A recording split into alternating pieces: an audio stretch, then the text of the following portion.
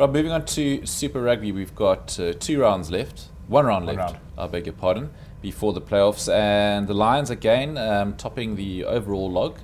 And the Stormers picking up an ugly win, but a very vital one. And the Bulls still in sort of qualifying contention. What did you make of the South African results this weekend? Look, I've got to say a lot of the rugby was quite painful. I think Aaron will share that view with me. It just looked sort of tired and jaded. What you've got in Super Rugby, unfortunately, is a dreadful imbalance this season. You've got 5, or 4 particularly, but you can almost say 4.5 really quality New Zealand franchises. I mean, even the Blues are producing a little bit of gusto towards the end.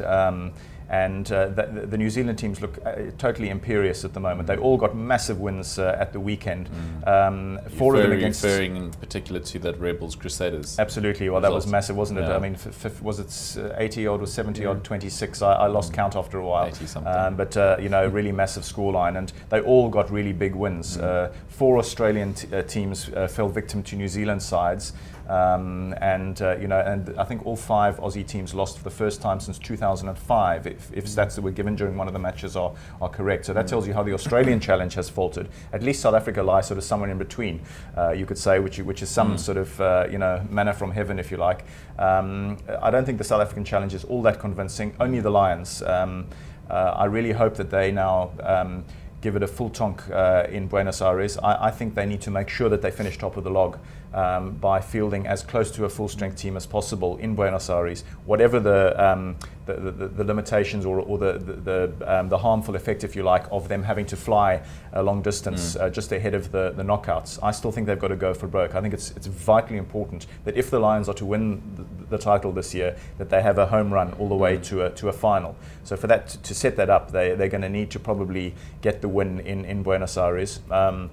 Rob, sorry, just to interrupt you there for a second. How much of this sort of perceived gulf then, I guess, between the Australian, South African and New Zealand teams can be blamed on the new format, or just the sort of quality of the respective franchises at the moment? Yeah, as you say, the format is a big factor. I think it's given South African teams have got an opportunity to do well. We always knew that there would likely be three South African qualifiers for the quarterfinals, which is actually quite a good result ahead of the season anyway. And we are going to get that scenario because the Jaguares, for instance, haven't really been competitive in one of the South African pools. So that cleared the way for 3 teams to make it through to that stage. But you know, the New Zealanders have been absolutely awesome, and then they're also benefiting from the fact that they're less vulnerable to players being poached. I mean, South Africa has had a massive clear out, sadly, of so many quality players to France, to England,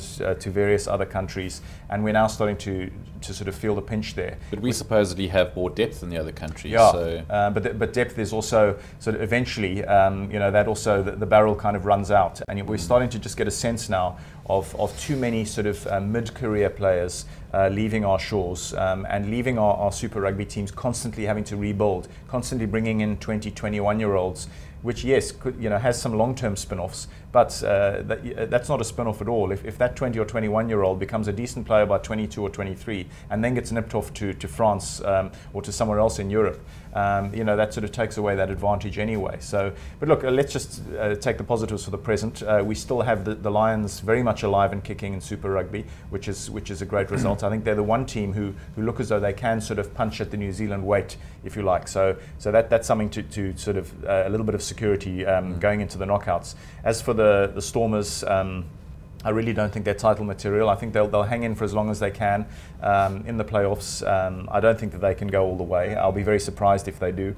And I think the Sharks will pip the Bulls into that final, that third playoff spot, because I think they'll beat the Sunwolves on Friday night, and then that makes the Bulls game against the Cheetahs on Saturday sadly academic. So that derby may well not have any fizz about it. In fact, the same will apply to the Stormers Kings game at Newlands, because that game is now also utterly meaningless in terms of sort of the knockout scenario. The Stormers are through, and they'll surely rest a lot of key players, which is sad in a way when this last round of ordinary season should almost be the climax. It's meant to be the climax, and all you're going to see are again, I think some wretchedly poor gates at matches, because there's going to be, I think, by Saturday, relatively little to play for in those South African derbies.